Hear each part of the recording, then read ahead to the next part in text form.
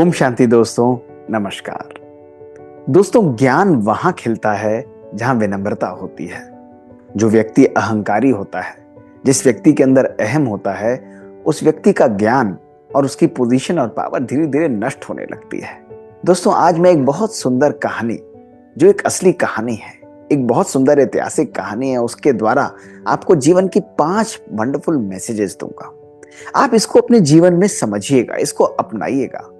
ये दोस्तों केवल बातें ही नहीं, ये आत्मा की गहराई से निकली हुई सुंदर ऐसी 5 बातें हैं जो हमारे जीवन को सदा सदा के लिए सुंदर और अद्भुत बना देंगी। दोस्तों, ये बात है राजा कृष्णदेव राय की। उस समय की बात है जब उनके दरबार में एक बहुत विद्वान हुआ करते थे जिनका नाम तेनालीराम था। तेनालीराम की कहानी हम सब ने सुनी है। लेकिन दोस्तों, एक दिन राजा कृष्णदेव राय के दरबार में एक व्यक्ति आया और उसने कहा कि महाराज, आपके पास बड़े बड़े विद्वान हैं, मैं भी बहुत बड़ा विद्वान हूँ, दूसरे देश से आया था, समझदार था। उसने कहा, आज मैं आपके सारे दरबारियों की, आपके राज्य के लोगों की परीक्षा लेना चाहता हूँ। मैं कुछ प्रश्न पूछूंगा, यदि आपके लोग इसका प्रश्न उत्तर दे पाए तो मैं आपके ही राज्य में रुककर जीवन भर आपके यहाँ के बच्चों को पढ़ाऊंगा, शिक्षित करूंगा। लेकिन यदि वो उत्तर नहीं दे पाए तो आपको मुझे स्वर्ण मुद्राएं भी देनी पड़ेंगी और अपने दरबार में मुख्य सलाहकार भी नियुक्त करना पड़ेगा। राजा कृष्णदेव राय ने सबकी ओर देखा, सबके सर झुक गए। उनको डर था कि वो शायद उनका उत्तर नहीं दे पाएंगे, लेकिन तेनालीराम बहुत गहराई में खोए हुए थे। चेहरे पर एक भीरी भीरी मुस्कुराहट थी, मन बिल्कुल शांत था। उनको पता था कि वो सहज रूप से किसी भी प्रश्न का उत्तर दे सकते हैं। बहुत शांति से वो और विनम्रता से उठे और उन्होंने कहा कि महाराज, मैं इस चैलेंज को स्वीकार करता हूं आपकी तरफ से। उस व्यक्ति ने तेनालीराम को देखा और मुस्कुराने लगा। उसे पता था कि उसके प्रश्न बहुत मुश्किल हैं, लेकिन फिर भी उसने कहा कि अगर आप स्वीकार करते हैं तो मैं अपने प्रश्न आपके सामने प्रस्तुत करता हूं। और दोस्तों, ऐसा कहकर परीक्षा आरंभ हो गई। उस व्यक्ति ने पहला प्रश्न तेनालीराम के सामने रखा और वो प्रश्न था कि जीवन में सबसे भारी चीज कौन सी है जिसको कोई भी व्यक्ति ढो नहीं सकता। सब लोग एक दूसरे की तरफ देखने लगे। किसी ने कहा पत्थर, किसी ने कहा इसका बोझा, किसी ने कहा गिल्ट का बोझा, किसी ने कहा पुरानी बातों का बोझा। तेनालीराम बहुत शांति से खोए हुए थे और मुस्कुराते हुए उठकर कहा कि इसका उत्तर है घमंड। जीवन में सबसे भारी चीज घमंड है। जो व्यक्ति घमंड के बोझे के तले दबा हुआ होता है, वो व्यक्ति ना कभी खुद खुश रह सकता है, ना कभी किसी को खुशी दे सकता है। व्यक्ति का घमंड उसकी सोचने और समझने की शक्ति को समाप्त कर देता है। व्यक्ति का घमंड दूसरे व्यक्तियों को परखने की शक्ति को भी समाप्त कर देता है। ऐसा व्यक्ति चाहे कितना भी विद्वान हो, चाहे कितना भी उच्च पोजीशन पर हो, कहीं ना कहीं उसका डाउनफॉल आरंभ हो जाता है। कहीं ना कहीं उसका व्यक्तित्व समाप्त होता चला जाता है। इसलिए जीवन में सबसे भारी बोझा जो व्यक्ति उठा सकता है, घमंड। अगर आज हम अपने जीवन में हल्का रहना चाहते हैं तो सबसे पहले अपने घमंड, अपने अहम, अपने ईगो का नाश करिए। दोस्तों, ऐसा कहकर तेनालीराम शांत हो गए। ये उनके मुख की आवाज नहीं थी, लेकिन उनके मन, उनके जीवन, उनकी आत्मा की गहराई से आवाज आ रही थी। उस व्यक्ति ने सुना और मुस्कुराते हुए कहा कि बहुत अद्भुत उत्तर। तेनालीराम ने कहा कि अगर जीवन में हम खुश रहना चाहते हैं, हम आगे बढ़ना चाहते हैं, तो चाहे कोई भी व्यक्ति किसी भी पोजीशन पर हो, किसी भी कार्य को करता हो, उस व्यक्ति को अपने जीवन से घमंड को सदा सदा के लिए हटा देना चाहिए। तो उस व्यक्ति ने कहा कि मेरा दूसरा प्रश्न है, ऐसी कौन सी चीज है जो जितनी बांटी जाए उतनी ही बढ़ती चली जाती है। दरबारियों में फिर खुसफुस चालू हो गई। कोई बोले कि कहीं ना कहीं जीवन के अंदर हम सामान किसी को देते हैं, हम किसी को भोजन देते हैं। कोई कहता है कि हम किसी को खुशी देते हैं। सब लोग कह रहे थे कि ये बात भी सही है, लेकिन उस व्यक्ति ने कहा कि इसके यथार्थ और सटीक उत्तर दीजिए। तेनालीराम मुस्कुराते हुए उठे और उन्होंने कहा कि इसका एक नहीं, इसके 2 सुंदर उत्तर हैं। जीवन में 2 ही ऐसी पावरफुल चीजें हैं जिनको आप जितना बांटेंगे उतना वो बढ़ती चली जाएंगी, और उसकी महसूसता, उसका अनुभव आपको उसी क्षण अपने जीवन में होने लगता है। सबसे पहला है ज्ञान। ज्ञान उस दीपक की तरह है जो अपनी दीप, अपनी ज्योति के द्वारा दूसरों की ज्योति को भी जागृत करता है, लेकिन उसकी ज्योति कम नहीं होती, उसकी ज्योति सुंदर होती चली जाती है। इसलिए जो व्यक्ति ज्ञानी है, जो व्यक्ति दूसरों को शिक्षित करता है, उसकी ज्ञान की पराकाष्ठा, उसकी ज्ञान की ब्यूटी भी धीरे धीरे बढ़ती चली जाती है। वो और श्रेष्ठ होता चला जाता है, उसका मन और उसकी बुद्धि और खुलती चली जाती है। इसलिए ज्ञान एक ऐसी चीज है जो जितना बांटते हैं उतनी ही बढ़ती चली जाती है। और उन्होंने कहा इसका दूसरा उत्तर है स्नेह। आज जीवन में, संबंधों में स्वयं हम दूसरों के प्रति जितना स्नेह बांटते हैं उतना ही स्नेह बांटने से बढ़ता है। और जब हम दूसरों को स्नेह देते हैं, उस स्नेह की अनुभूति सबसे पहले हमें होती है। इसलिए जीवन के अंदर यदि हम खुश रहना चाहते हैं, संबंधों को सुंदर बनाना चाहते हैं, तो हर एक को स्नेह दीजिए। अपने ज्ञान को अपने तक सीमित मत करिए, लेकिन अपने ज्ञान को दूसरों को भी दीजिए, ताकि आपका ज्ञान और आपका स्नेह बढ़ता चला जाए। दोस्तों, वो व्यक्ति बहुत खुश हुआ, दरबार तालियों से गूंज उठा। तेनालीराम बहुत शांत थे और मुस्कुरा रहे थे। उस व्यक्ति ने कहा, बहुत अद्भुत उत्तर दिया। अब तेनालीराम जी, मैं आपके तीसरा प्रश्न रखता हूं, और मेरा तीसरा प्रश्न है कि वो कौन सी चीज है जिसको हम देख सब सकते हैं लेकिन उसको हम छू नहीं सकते। सब लोग एक दूसरे का चेहरा देखने लगे और तेनालीराम तुरंत उठकर बोले कि इसका केवल एक उत्तर है। इस दुनिया में केवल एक ही चीज है जिसको हम देख सकते हैं, उसको हम छू नहीं सकते, उसको हम महसूस कर सकते हैं। वो केवल है हमारी परछाई। एक व्यक्ति की परछाई उसके व्यक्तित्व की पहचान होती है।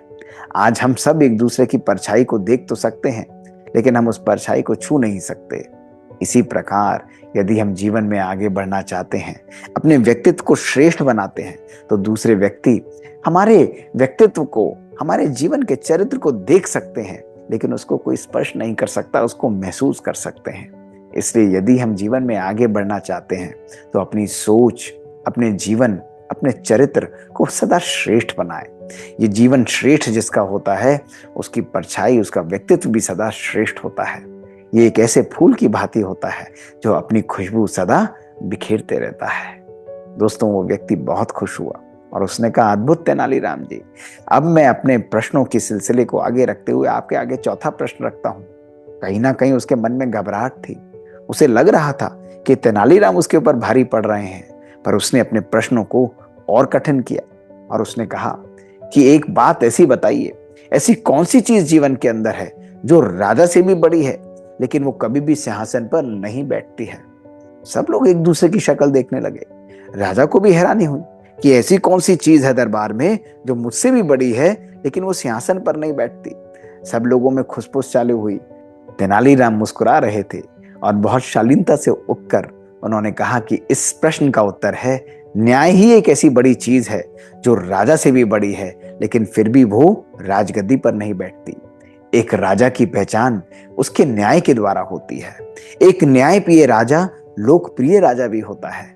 जिस व्यक्ति के जीवन के अंदर न्याय नहीं है, उसके जीवन के अंदर खुशी, दूसरों के द्वारा दुआएं, वो कभी भी अनुभव नहीं कर सकता। अगर एक राजा चाहे कितना भी श्रेष्ठ हो, लेकिन वो न्यायप्रिय नहीं है, तो अन्याय जिस राज्य में है, वो बड़े से बड़े राजा को भी उठाकर तख्ते को पलट सकता है और राजा को भी हटा सकता है। इसलिए एक राजा के जीवन के अंदर न्याय का होना उसके जीवन के अंदर उसकी जिम्मेवारी का एहसास कराता है। राजा के जीवन में न्याय ही सबसे बड़ी चीज है, और न्याय हमारे जीवन में यदि रहता है तो वो राजा, वो राज दरबार, वो राज्य और वो देश सदा खुशहाल रहता है। दोस्तों, जैसे ही तेनालीराम ने उत्तर दिया, पूरा राज दरबार तालियों से गूंज उठा। राजा भी खड़े हो गए और उसे उठकर गले लगा लिया। दोस्तों, ये बहुत सुंदर उत्तर था। आज राजा कृष्णदेव राय को भी महसूस हो रहा था कि उनके जीवन के अंदर उन्होंने इस गद्दी को, इस राज्य गद्दी को गौरवान्वित किया है अपने श्रेष्ठ न्याय के द्वारा। दोस्तों, आज हमारे जीवन में भी चाहे हम कितना भी आगे बढ़े, चाहे हम किसी भी पोजीशन, पावर पर हो, किसी भी पद पर हो, लेकिन दोस्तों, यथार्थ परिस्थिति में कहीं कोई भी व्यक्ति, किसी भी प्रकार की परिस्थिति हो, लेकिन यथार्थ न्याय करना वो हमारी जिम्मेवारी होती है, वो हमारी ड्यूटी, हमारा फर्ज होता है। इसलिए दोस्तों, सदा अपने जीवन के अंदर न्याय को सर्वोपरि रखें। दोस्तों, वो व्यक्ति खड़ा हुआ और उसने कहा, अद्भुत तेनालीराम जी, मैंने बड़े बड़े विद्वान देखे, लेकिन आप जैसा विद्वान नहीं देखा। अब मैं आपके सामने आखिरी प्रश्न रखता हूं, और यह आखिरी प्रश्न बहुत कठिन है। तेनालीराम जी मुस्कुरा रहे थे और विनम्रता से कहा कि आप अपना प्रश्न मेरे सामने रखिए।